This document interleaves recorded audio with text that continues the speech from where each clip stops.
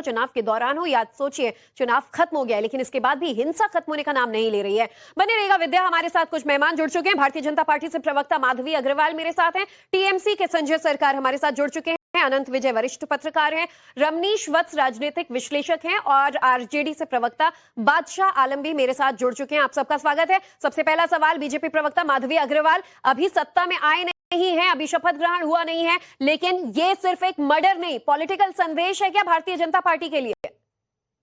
बिल्कुल, ये एक संदेश है, ये डराने की साजिश है। पश्चिम बंगाल को एक संदेश दिया जा रहा है कि देखो हम यहाँ पर जो है डेमोक्रेसी आने नहीं देंगे।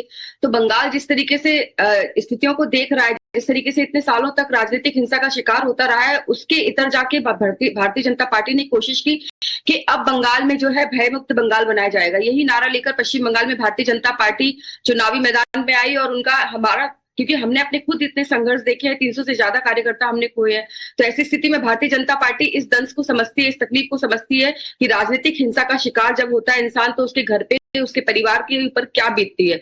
और इसी वजह से मुझे लगता है कि यहाँ पर जो एक कोशिश की गई कि अब भारतीय जनता पार्टी की सरकार बनने जा रही है, तो ममता बनर्जी जिस तरीके से वक्तव्य दे रही है, जिस तरीके से उन्होंने कह दिया कि मैं कुर्सी नहीं छोड़ूंगी, वो अंतर्राष्ट्रीय अदालत तक जाने की बात कर रही हैं और बार बार इस चीज को दोहरा रही हैं, वो एक तरीके से कह सकते हैं कि पश्चिम बंगाल के लोगों के संगीन आरोप अब लग रहे हैं। अब तक की जो नाराजगी थी अब आक्रोश में तब्दील होती जा रही है। संजय सरकार, ममता बनर्जी घिरती चली जा रही है, टीएमसी घिरती चली जा रही है, क्योंकि पहले ही आरोप लग रहे थे कि आप तमाम हिंसक तत्वों को बढ़ावा देते हैं और अब तो वीवीआईपी नेताओं के क्लोज लोगों का मर्डर होने लगा है पॉइंट ब्लैंक पर।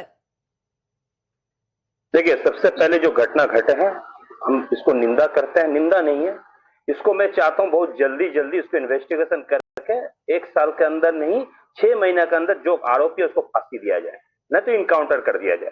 इसको जीरो टॉलरेंस। मैं आपको बता, क्रिमिनलाइजेशन एकदम रहना नहीं चाहिए, ये समाज का सबसे बड़ा हानिकारक वेतन है। लेकिन सबसे बड़ा बात है ये भयंकर साजिश भी है, कहीं ना कहीं इसको बहुत बड़ा भयंकर साजिश भी है। साजिश इस कारण मैं बता रहा हूं, बंगाल में जो सिचुएशन है, ये सिचुएशन में टीएमसी को इससे कमर तोड़े हुए हैं कि इसमें टीएमसी इसमें इन्वॉल्व हो जाएंगे, हम नहीं मानते हैं। लेकिन अगर कोई टीएमसी इसमें इन्वॉल्व है तो हम चाहते हैं उसको भी इनकाउंटर इधर फांसी दे दिया जाए। मैं बोलता हूं, एक माता का आंख से जो आंसू हमने देखे सुबह, माता बोल रहे नहीं इसको फांसी नहीं, मतलब लाइफर होना चाहिए। हम लाइफर नहीं, फांसी होना चाहिए, इनकाउंटर होना चाहिए। आपका गोदी खाली होगा, आप जिसका भरोसा में जिंदा रहता था। आपको कहना, देखिए एक पेड़ को जो है ना, उसको पेड़ उतना ज्यादा नहीं रोता, उसको फल अगर चला जाता। देखिए अभी भले टीएमसी का भी अगर कोई इन्वॉल्व है तो उसको भी फांसी की बात आप कह रहे हैं, लेकिन बड़ा सवाल ये कि 15 साल टीएमसी का शासन था, इतने हौसले बुलंद कैसे हैं क्रिमिनल के? ये खासतौर पर पूरा इलाका जो है, हमारे पत्रकार भी वहां पर कई दिन से मौजूद हैं, वो बता रहे हैं कि अपराधी इतने बेखौफ हैं, कानून का कोई डर नहीं है उनको। आज इन हालातों के लिए जिम्मेदार कौन है, यही सबसे बड़ा सवाल है। वरिष्ठ पत्रकार अनंत विजय हमारे साथ मौजूद हैं। अनंत जी, आऊंगी आपके पास, लेकिन उससे पहले रविकांत राय का रुख कर लेती हूँ जो क्राइम स्पॉट पर मौजूद है। रविकांत, कुछ अपडेट्स आपके पास? देखिए, इस वक्त डीजीबीएसएफ का व्हीकल जो है आप देख रहे हैं, उनकी गाड़ी निकल रही है। कोलकाता पुलिस जो इस वक्त मौके पर मौजूद थी, पश्चिम बंगाल के और आला अधिकारी जो इस क्राइम सीन पर मौजूद थे, उनसे मिलकर एक घटनाक्रम की जानकारी डीजीबीएसएफ ने ली है। क्राइम सीन पर वो गए, उनके रेजिडेंस पर गए जहां पर वो रहते थे और तमाम लोगों से जानकारी इकट्ठा करने के बाद जो है बीएसएफ के जो डीजी हैं अब वो यहां से रवाना हुए हैं। तो इस मामले की गंभीरता को आप समझिए कि चुनाव आयोग ने यहां के डीजीपी को, चीफ सेक्रेटरी को लिखा है और उसके बाद जो है यहां पर जो मूवमेंट है, चाहे वो पैरामिलिट्री फोर्स के जवान हो, डीजी हो, चाहे पश्चिम बंगाल के पुलिस के आला अधिकारी हों, वो यहां पर आ रहे हैं और इसमें बहुत जल्द जो गुनहगार हैं उन तक पहुंचने की कोशिश की जा रही है, क्योंकि 2 दिनों के बाद जो है यहां पर ओथ टेकिंग सेरेमनी है, जिसके लिए प्रधानमंत्री नरेंद्र मोदी खुद यहां पर कोलकाता के ब्रिगेड ग्राउंड में मौजूद रहेंगे। उससे पहले जो कार्यकर्ता हैं, उन जो फैमिली के लोग हैं, उनके गुस्से को शांत करने के लिए तो डीजीबीएसएफ यहाँ पर जांच करने पहुंचे थे, क्राइम सीन पर मौजूद थे और पीड़ित परिवार के घर भी गए। रविकांत की रिपोर्ट हमें लाइव दिखा रहे हैं। मैं आऊंगी रविकांत आगे भी आपके पास। जांच जैसे जैसे आगे बढ़ रही है, अब कुछ और बड़ी खबरें सामने आ रही है। एक और बड़ा अपडेट आपको बता दें, शुभेंदु अधिकारी के पीए चंद्रनाथ रथ की हत्या के बाद अब सियासत तेज हो गई है। बीजेपी ने कई नेताओं ने एक साथ इस हत्याकांड के लिए टीएमसी और ममता बनर्जी के साथ अभिषेक बनर्जी को जिम्मेदार ठहराया है। बीजेपी के नवनिर्वाचित विधायक अर्जुन सिंह ने हत्या के पीछे सीधे तौर पर अभिषेक बनर्जी का हाथ बताया है। चंद्रनाथ की हत्या के बाद अस्पताल पहुंचे अर्जुन सिंह ने कहा कि ये बंगाल को अशांत करने वाला मैसेज है। अभिषेक बैनर्जी के इस मैसेज का बीजेपी जवाब देगी। अर्जुन सिंह ने दावा किया है कि अभिषेक बैनर्जी हार के बावजूद अपनी मौजूदगी दिखा रहे हैं और वो बताना चाहते हैं कि बंगाल में अभी मौजूद हैं।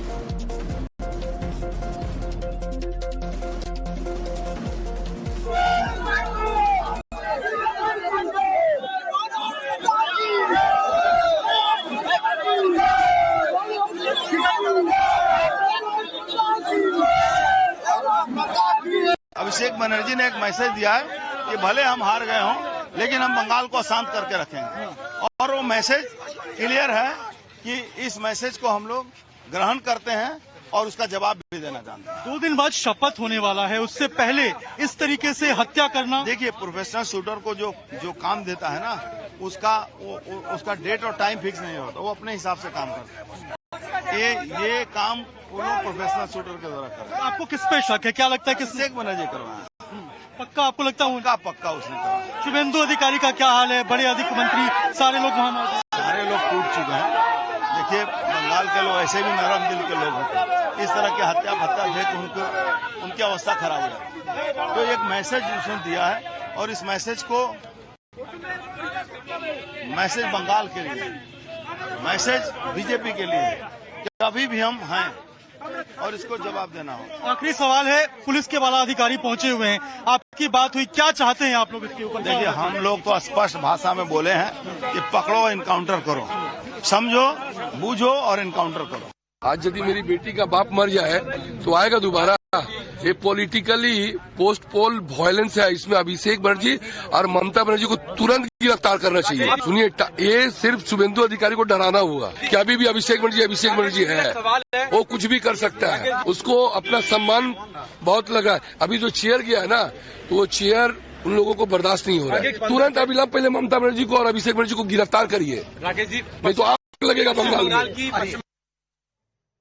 तो बीजेपी के सभी नेताओं को आप सुन रहे हैं कि सीधा सीधा ममता बनर्जी, अभिषेक बनर्जी का हाथ है, उन्हें गिरफ्तार करिए। वो अपना प्रेजेंस दिखाना चाह रहे हैं कि भले ही जीते भारतीय जनता पार्टी वाले हों, लेकिन यहाँ पर दबदबा हमारा है।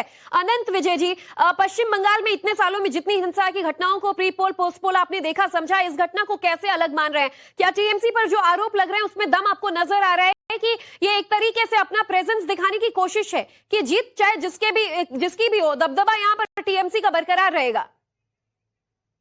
देखिए, अभी जब तक जांच ना हो जाए तब तक कुछ कहना मुश्किल है, लेकिन शक की मतलब जिस प्रकार से पिछली 2021 में पोस्ट पोल वायलेंस हुआ था, उसको जोड़ते हुए अगर हम देखें तो शक की सुई कहीं ना कहीं राजनीतिक हत्या की ओर ही जाती है। ये कहना अभी जल्दबाजी होगी कि इसमें टीएमसी का हाथ है या किसी अन्य दल का हाथ है। राजनीतिक दल आरोप प्रत्यारोप करें, लेकिन मुझे लगता है कि इन्वेस्टिगेशन का इंतजार करना चाहिए और जब तक कोई जांच में कोई ठोस सुराग न मिले तब तक कम से कम पत्रकारों को इस दिशा में, हम दूसरे की बात तो कर सकते हैं कि कांग्रेस पार्टी या भारतीय जनता पार्टी तृणमूल पर आरोप लगा रही है, और ये आरोप इसलिए भी बहुत आसानी से चस्पा हो जाता है कि तृणमूल कांग्रेस हिंसा की राजनीति में लिप्त रही है, चाहे वो 2016 का चुनाव हो, 2021 का चुनाव हो या 2026 में तो खैर इतने सख्ती चुनाव आयोग की तरफ से हुई कि तृणमूल कांग्रेस किसी हिंसा में लिप्त नहीं हो पाई।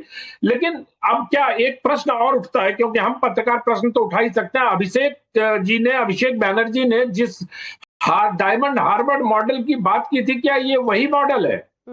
तो मुझे मालूम नहीं है, मैं तो सिर्फ प्रश्न उठा के छोड़ रहा हूं, क्योंकि राजनीतिक दलों को इससे जूझना पड़ेगा कि ये डायमंड हार्बर मॉडल है क्या, क्योंकि उन्होंने कहा था कि 4 तारीख के बाद हम सबको देख लेंगे। जो राजनीतिक बात के नाम पर धमकी देना एक चीज होती है, जो अभिषेक बैनर्जी के जिस धमकी का आप जिक्र कर रहे हैं उसने खुलेआम तौर पर भारतीय जनता पार्टी को दिया था और उसी पर देखिए वो खरा नहीं उतर पाए। और ऐसे में क्या ये टीएमसी की राजनीतिक साजिश है? रमनीश वत्स जी, आप तो राजनीतिक विश्लेषक हैं, अब अगर शुभेंदु अधिकारी तक तो सीधी पहुंच हो नहीं पाएगी, एक मैसेज उनको दिया जा रहा है कि अगर वो भावी मुख्यमंत्री हैं तो उनके सबसे करीबी, उनके राइट हैंड, जो भवानीपुर से लेकर नंदीग्राम तक में ममता के खिलाफ राजनीतिक कैंपेनिंग में सबसे ज्यादा प्रबल तौर पर शामिल रहे, उसी को मौत के घाट उतार के कोई संदेश देना चाह रहे हैं?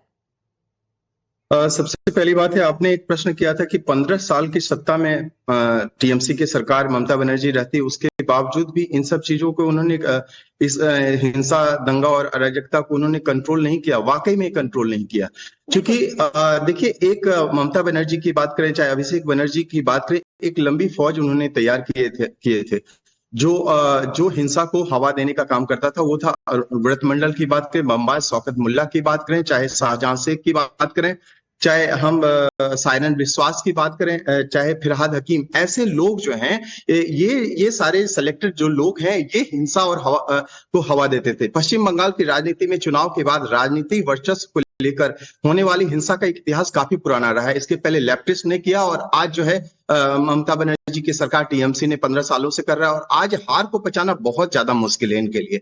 जैसा कि प्रेस कॉन्फ्रेंस में हमने देखा 2021 के चुनाव के बाद, आपने देखा कि किस तरह से 50 से ज्यादा भाजपा के कार्यकर्ताओं की हत्या कर दी गई, और इसमें कलकत्ता हाईकोर्ट के आदेश पर सीबीआई और मामले की जांच की। एनएचआरसी ने अपने रिपोर्ट में इसको कानून का शासन नहीं बल्कि शासक का कानून कहा था। बीरभूम हिंसा, आप सबों को याद होगा कि बोगतई कांड 2022 में, ये हाल के वर्षों की सबसे भयावह घटना थी, जहां पे 10 लोगों को जिंदा जला दिया गया था, और इसमें सीबीआई जांच के आदेश दिए गए और स्थानीय टीएमसी नेताओं की संलिप्तता सामने आई थी। गंभीर है पंचायत हिंसा 2018 लगाम कब लगेगा? सवाल यही है कि जब आम कार्यकर्ता लगाम लगेगा। आपने बहुत अच्छा, अभी रमनीश वत्स, अभी तो बड़े बड़े लोगों पर हमला होने लगा है, लगाम लगेगा, बिल्कुल लगाम लगेगा जी, लगाम लगेगा। मैं सनातन लगाम लगेगा। सनातन संस्कृति के ध्वजवाहक के रूप में, एक संगठन शिल्पी के रूप में, जिस तरह से भावी सीएम के रूप में शुभेंदु अधिकारी सामने आएंगे, और शुभेंदु अधिकारी के पीए की हत्या हुई है, ये पचाने वाली बात नहीं है। ये बहुत बड़ी घटना है, भयावह घटना है। पोस्ट पोल वायलेंस के रूप में ये बहुत बड़ी घटना मानी जाएगी। इसीलिए मैं बहुत क्विक प्रतिक्रियाएं ले रही हूँ। आरजेडी प्रवक्ता बादशाह आलम हमारे साथ हैं। बादशाह जी, आरोप लग रहा है टीएमसी हार नहीं पचा पा रही है, तो क्या इस तरीके के हिंसा को, मर्डर को अंजाम देंगे? विपक्षी दल तो सीधा आरोप ममता बनर्जी, अभिषेक बनर्जी पर लगा रहे हैं। ये देखिए मैडम, ये तो बहुत ही दुखद घटना है, इसका भी हम भर्त्सना करते हैं, लेकिन ये घटना वहां हुई है तो ये कोई पहली घटना वहां नहीं है भाई। ठीक है, एक पे राजनीतिक दल के ऊपर जो है अपना आवाज बुलंद करने के लिए कहना ये चाह रहे हैं कि पहली नहीं है तो आखिरी भी नहीं है, कोई बड़ी बात नहीं है, हल्के में लीजिए, ये तो होता रहता है। मेरा ये कहना है कि ये हालात वहां क्यों इस तरह के हालात बन गए? इलेक्शन के मतलब रिजल्ट आने के 2 दिन बाद ही जिस तरह से इन्होंने विजय यात्रा निकाला हुआ है, और वो विजय यात्रा में कोई विजय यात्रा नहीं निकला है, चल रहा है, विजय यात्रा नहीं निकला है, अफवाहें मत फैलाइए। आने के 3 दिन बाद मर्डर होता है, विजय यात्रा सड़क पर कहाँ देख रहे हैं आप? इस वक्त बंगाल किसके कंट्रोल में है? सुनिए, गुंडों की संस्कृति जो रही है, राजद की रही है। बिहार में जिस तरह से आतंक का साया इन्होंने जो जहर फैलाया था, और आतंक के साए में बिहार की जो आम जनता है जो रहती थी, वही चीज इसको पोषित करते हैं पश्चिम बंगाल में। अभी जुम्मा 3 दिन हुआ नहीं है चुनाव खत्म के, आप कह रहे हैं बीजेपी सत्ता में है तो बीजेपी जिम्मेदार है। जो 15 साल का शासन था, 15 साल का शासन था, उसमें कानून कितना दुरुस्त किया? इस वक्त बंगाल किसके हाथ में है? लॉ एंड ऑर्डर वहाँ का कौन देख रहा है? आप ये बताइए, बीजेपी ने शपथ ग्रहण कर लिया है क्या? बीजेपी का मुख्यमंत्री बना है क्या अभी? बीजेपी ने बम पर जीत हासिल की है। इस वक्त इसका जिम्मेदार कौन है? आप बताइए, जिम्मेदार कौन है? ममता बंदोपाध्याय को जो है जिम्मेदार अभिषेक बनर्जी है। अभिषेक बनर्जी उसको सजा दीजिए, टारगेट कर। लेकिन मेरे कहने का मतलब ये है कि जिस तरह से वहाँ यात्रा निकाली जा रही है, जो करते होंगे, कोई लॉ एंड ऑर्डर वहाँ देखने को मिल रहा है क्या? जिस तरह का लॉ एंड ऑर्डर देखने को मिलेगा ना? लॉ एंड ऑर्डर, बहुत ही कमाल की बात आप कर रहे हैं। लॉ एंड ऑर्डर, 15 साल में लॉ एंड ऑर्डर को लेकर ही तो पश्चिम बंगाल में आज ये लहर देखने को मिली है। कौन जिम्मेदार है आज के लॉ एंड ऑर्डर के लिए? अभी 2 दिन जिसको आकर हुआ है, आप उससे लॉ एंड ऑर्डर पर सवाल उठा रहे हैं। मैडम अभी आए भी नहीं है, अभी तो शपथ ग्रहण नहीं हुआ, अभी तो कौन देख रहा है वहाँ? अभी चुनाव आयोग के हाथ में वहाँ कंट्रोल है, 2.5 लाख वहाँ जो नहीं होता। ये वो लगता है जब अब सत्ता में नहीं है, अरे तो जो हार गया वो तो गया, लेकिन जो आया तो विपक्ष जिम्मेदार। अब हिंसा हो रहे है तो भाई हम तो पार्टी में नहीं है, टीएमसी नहीं है तो कोई और जिम्मेदार। कमाल की बात करते हैं सर आप। समय की कमी है, चलिए बहुत बहुत शुक्रिया आप सबका।